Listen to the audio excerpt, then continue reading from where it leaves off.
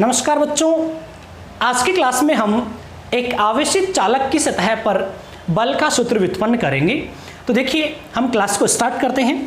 हमारे पास में ये एक चालक है और इस चालक को जब हम आवेशित करते हैं तो इसको दिया गया जो आवेश होता है वो इसके पृष्ठ पर चला जाता है। पूरा का पूरा आवेश इसके पृष्ठ पर चला जाता है। उसकी वजह क्या है बच्चों? जब भी हम किसी चालक को आवेशित करते हैं तो परस्पर प्रतिकर्षण के कारण वो आवेश एक दूसरे से अधिकतम दूरी तक जाने का प्रयास करता है और चालक में आवेश गति कर सकता है। इस कारण वो गति करके उसके पृष्ठ तक चला जाता है और इसके पृष्ठ पर एक समान रूप से वितरित हो जाता है। अब बच्चों, हमारे पास में ये एक चालक है। इसको जब हम आवेशित करते हैं तो इसको दिया गया जो संपूर्ण आवेश है वो इसके पृष्ठ पर एक समान रूप से वितरित हो जाता है। और अगर ये चालक ठोस है तब भी इसको दिया गया आवेश इसके पृष्ठ पर ही रहेगा और अगर ये खोखला है तब भी इसको दिया गया आवेश इसके पृष्ठ पर ही रहता है। अब इस आवेश के कारण इस चालक की सतह पर एक बल लगता है। उस बल का मान हमें ज्ञात करना है। तो देखिए बच्चों, वो बल कैसे लगता है उसको हम देखते हैं। हमारे पास में ये जो चालक है इसको हम छोटे छोटे अल्पांशों में विभाजित कर सकते हैं। तो यहाँ पर एक छोटा सा अल्पांश ले लिया। इस छोटे से अल्पांश में उपस्थित आवेश पर इस शेष भाग में जो आवेश है उस शेष भाग में उपस्थित आवेश के कारण इस अल्पांश में उपस्थित आवेश पर क्या लगता है? बल लगता है। तो परिणामी बल हम ज्ञात करें तो उन सभी बलों के क्या होगा? सदिश योग के बराबर होगा। तो इस कारण इस चालक की सतह पर एक बल लगता है। उस बल का मान कितना होता है वो हमें देखना है। तो उसके लिए हम क्या करते हैं बच्चों, इस चालक की सतह के ठीक बाहर एक पॉइंट ले लेते हैं। उस पॉइंट को हम P पॉइंट कह देते हैं और एक पॉइंट हम इस चालक की सतह के ठीक अंदर ले लेते हैं और इस पॉइंट को हम Q पॉइंट कह देते हैं। अब बच्चों, इस पॉइंट P पर इलेक्ट्रिक फील्ड कितना होगा वो हम देखते हैं। ये जो पॉइंट है इस चालक की सतह के ठीक बाहर है। अब ठीक बाहर है इसका मतलब ये बहुत अति निकट है। तो उस कारण जब इस बिंदु से हम इसको देखते हैं तो ये जो चालक है ये एक अनंत आकार की आवेशित चालक प्लेट की भांति दिखता है। और हमें पता है कि एक आवेशित चालक प्लेट जो अनंत आकार की होती है उसके कारण उसके निकट के बिंदुओं पर जो इलेक्ट्रिक फील्ड होता है वो सिग्मा अपॉन एप्सिलॉन नॉट होता है। ये पिछले वीडियोस में हम देख चुके हैं। तो इस पॉइंट P पर जो इलेक्ट्रिक फील्ड होगा वो कितना होगा? Sigma upon epsilon not. तो यहां पर बिंदु P पर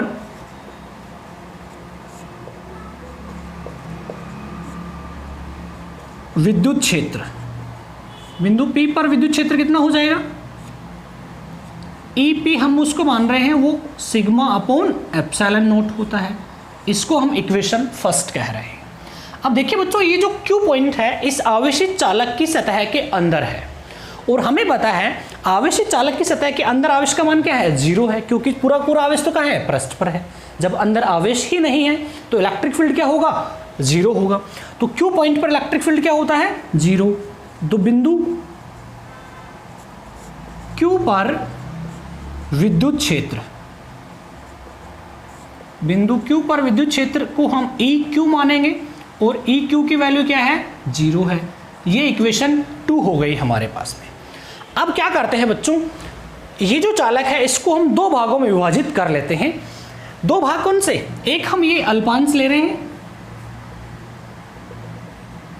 और इस अल्पांश को मैं AB अल्पांश नाम दे रहा हूं। एक अल्पांश AB है और इस शेष भाग को हम ACB कह रहे हैं। ये शेष भाग जो है इसको हम ACB कह रहे हैं। तो देखिए बच्चों, मान लिया ये जो अल्पांश है इसमें उपस्थित आवेश के कारण इसके निकट के बिंदुओं पर जो इलेक्ट्रिक फील्ड है उसको हम E1 मान लेते हैं कि इसके कारण जो इलेक्ट्रिक फील्ड है उसको E1 और ये जो शेष भाग है इसके कारण जो इलेक्ट्रिक फील्ड है उसको हम E2 मान रहे हैं। तो मान लेते हैं, माना अल्पांश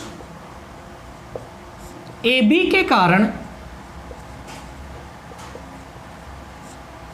निकट बिंदुओं पर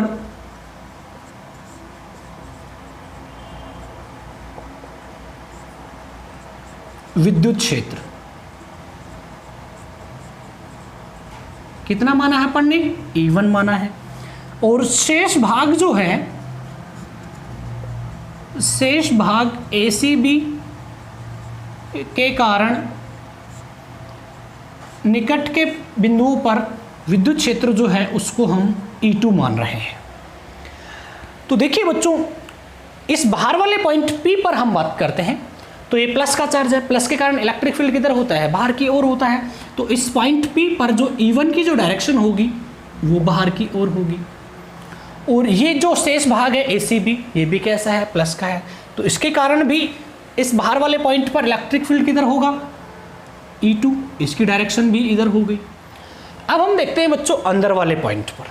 अंदर वाले पॉइंट पर इस अल्पांश के कारण देखेंगे तो इस अल्पांश के कारण जो इलेक्ट्रिक फील्ड होगा वो E1, उसकी डायरेक्शन किधर होगी, इधर होगी।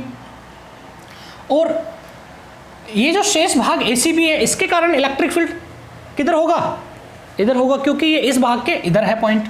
तो E2 की डायरेक्शन इधर हो जाएगी, तो ये E2 की डायरेक्शन तो इधर हो गई और E1 की डायरेक्शन इधर हो गई। अब बच्चों आप कहेंगे कि ये जो शेष भाग ACB है इसका इधर वाले भाग के कारण इलेक्ट्रिक फील्ड ऐसे होंगे, तो हाँ ऐसे होंगे, लेकिन परस्पर विपरीत दिशाओं में होने के कारण वो कैंसिल कर देते हैं और इस इधर का जो आवेश है उसके कारण इलेक्ट्रिक फील्ड इधर हो जाता है। तो यहाँ पर हम देखते हैं कि पॉइंट P पर E1 और E2 क्या है, समान दिशाओं में है, जबकि अंदर वाले पॉइंट पर E1 E2 क्या है, अपोजिट डायरेक्शन में है। तो यहाँ हम देख रहे हैं, हम लिख सकते हैं EP इज इक्वल टू क्या हो जाएगा, E1 प्लस E2, दोनों समान दिशाओं में है इसलिए हम यहाँ प्लस ले रहे हैं, इसको हम इक्वेशन 3 कह देते हैं। और इस Q पॉइंट पर, अंदर वाले पॉइंट पर दोनों क्या है, अपोजिट डायरेक्शन में है, तो EQ इज इक्वल टू क्या हो जाता है, E1 minus E2, opposite direction में होने के कारण। अब बच्चों हम क्या करते हैं, इक्वेशन 2 से इक्वेशन 4 में हम मान रख देते हैं, इस EQ की जगह 0, तो क्या आ जाता है हमारे पास में, तो देखिए यहां हम समीकरण 2 व 4 से हम देखें, समीकरण 2 व समीकरण 4 से क्या हो जाएगा, 0 is equal to E1 minus E2। अब हम इसको इधर ले आएंगे तो क्या हो जाएगा, E1 बराबर E2, दोनों क्या है, दोनों का मान क्या होगा, बराबर होगा। अब देखिए बच्चों इसको हम इक्वेशन 5 कह देते हैं।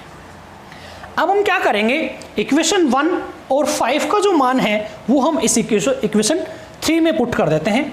तो समीकरण 1 व 5 का मान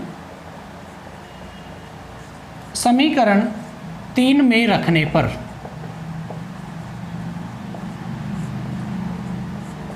समीकरण 3 में हम रख देते हैं बच्चों। तो देखिए इस EP की जगह क्या वैल्यू पुट कर देंगे, यहां से sigma upon epsilon naught is equal to E1 plus E2 है, तो E1 और E2 दोनों क्या है, बराबर है, इसलिए E1 की जगह भी हम क्या लिख सकते हैं, E2 प्लस E2। तो ये आ गया बच्चों। अब sigma upon 2 epsilon naught is equal to कितना हो जाएगा, 2E2 हो जाएगा, और 2 इसको सॉरी ये एप्सिलॉन नॉट, इस 2 को हम नीचे ले आएंगे तो E2 बराबर क्या आ जाएगा, सिग्मा अपॉन 2 एप्सिलॉन नॉट। तो बच्चों ये भाग ACB जो है इसके कारण यहाँ पर इलेक्ट्रिक फील्ड जो है वो कितना है, सिग्मा अपॉन 2 एप्सिलॉन नॉट है। इस इलेक्ट्रिक फील्ड के कारण इस अल्पांश पर क्या लगता है, एक बल लगता है, उस बल का मान हमें ज्ञात करना है। तो हम यहाँ लिख देते हैं, माना अल्पांश AB में आवेश dq है तो अल्पांश पर बल, अल्पांश पर बल कितना हो जाएगा, देखिए अल्पांश पर बल कितना लगेगा, dF, क्योंकि आवेश अल्प है तो बल भी क्या लगेगा, अल्प लगेगा। तो यहां पे क्या हो जाएगा, E2 इंटू dq। अब हम यहां देख रहे हैं E2 की वैल्यू हम यहां से पुट कर देंगे इक्वेशन 6 से। तो देखिए dF इज इक्वल टू क्या हो जाएगा, sigma upon 2 epsilon not into dq। अब बच्चों हमें पता है कि जो सरफेस चार्ज डेंसिटी होती है, ये जो चालक है इसको हमने मान लिया Q आवेश दिया है, और इसका टोटल चार्ज अगर S, टोटल एरिया अगर S है तो इसका पृष्ठ आवेश घनत्व क्या हो जाएगा, सिग्मा, और वो सिग्मा क्या होता है, total charge upon total area. तो यहाँ पर इसके पृष्ठ आवेश घनत्व अगर सिग्मा है तो सिग्मा को हम ऐसे भी लिख सकते हैं अल्प चार्ज, अल्पांश का चार्ज अपॉन में अल्पांश का एरिया ds। तो dq हम निकालें, ये क्या है, पृष्ठ आवेश घनत्व, पृष्ठ आवेश घनत्व।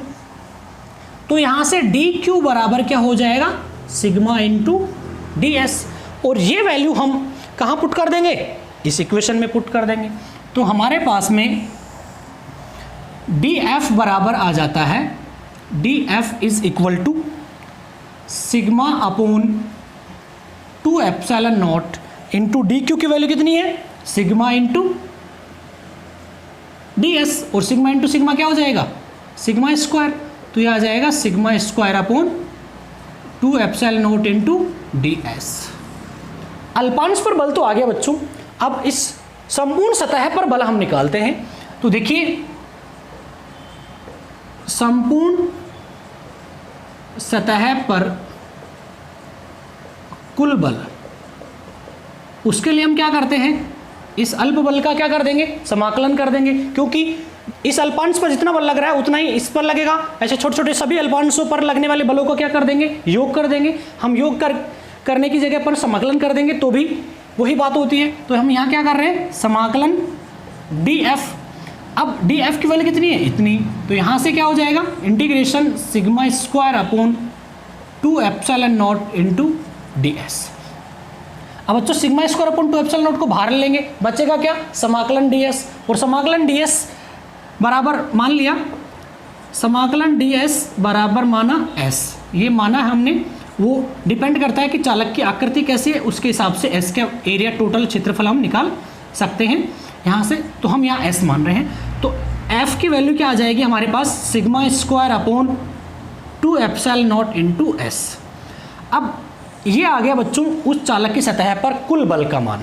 अब हमें पता है कि जो इलेक्ट्रिक फील्ड होता है E, वो कितना है, सिग्मा अपॉन एप्सिलॉन नॉट। तो यहाँ से हम क्या लिख सकते हैं, sigma is equal to epsilon not into E लिख सकते हैं हम। तो ये वैल्यू हम इस सिग्मा की जगह पुट करेंगे तो क्या आ जाएगा हमारे पास, F बराबर देखो epsilon not square E square upon में 2 एप्सिलॉन नॉट इंटू S। अब बच्चों एप्सिलॉन नॉट से स्क्वायर कट गया तो क्या बचेगा हमारे पास, फाइनली F बराबर half epsilon not E square into S। तो ये हमारे पास कुल बल आ जाता है। अब बच्चों यहाँ हम देख रहे हैं कि दाब का मान, इस बल की डायरेक्शन किधर होगी, इस बल की दिशा किधर होगी, जिधर इलेक्ट्रिक फील्ड है। और इलेक्ट्रिक फील्ड किधर है, बाहर की ओर है। इसीलिए इस चालक की सतह पर जो बल लगता है उस बल की डायरेक्शन इसकी सतह के लंबवत बाहर की ओर होती है। और इस बल, ये जो चालक है इसकी एकांक क्षेत्रफल पर कितना बल लगता है, एकांक क्षेत्रफल पर लगने वाले बल को हम क्या कहते हैं, दाब कहते हैं। तो अब दाब कितना हो जाएगा, चालक की सतह पर दाब, दाब F बराबर क्या, सॉरी P बराबर F अपॉन A होता है बच्चों। अब देखिए F अपॉन एरिया, और एरिया यहाँ पर A ना मान के अपन ने क्या माना है, S माना है। तो F अपॉन S क्या हो जाएगा, प्रेशर हो जाएगा। अब इस फॉर्मूले से हम देखते हैं बच्चों, ये S नीचे आ जाएगा तो बचेगा क्या, sigma square upon 2 epsilon not. तो यहाँ sigma square upon 2 epsilon not. और यहाँ से अगर हम S को नीचे भेजते हैं तो क्या आ जाएगा, half epsilon not E square, half epsilon not E square. तो ये बच्चों दाब का व्यंजक आ गया। हम ये वाला फॉर्मूला भी काम में ले लेते हैं और ये वाला फॉर्मूला भी हम काम में ले लेते हैं। तो इस प्रकार हम एक आवेशित चालक की सतह पर बल और दाब दोनों का सूत्र व्युत्पन्न करते हैं। और बल और दाब दोनों की जो डायरेक्शन होती है वो बाहर की ओर होती है, इलेक्ट्रिक फील्ड की डायरेक्शन में होती है। तो बच्चों मैं आशा करता हूँ ये वीडियो आपको पसंद आया होगा। और अगर वीडियो पसंद आया है तो प्लीज़ वीडियो को लाइक कीजिएगा। और अगर आप चैनल को पहली बार देख रहे हैं तो चैनल को सब्सक्राइब कीजिएगा। धन्यवाद।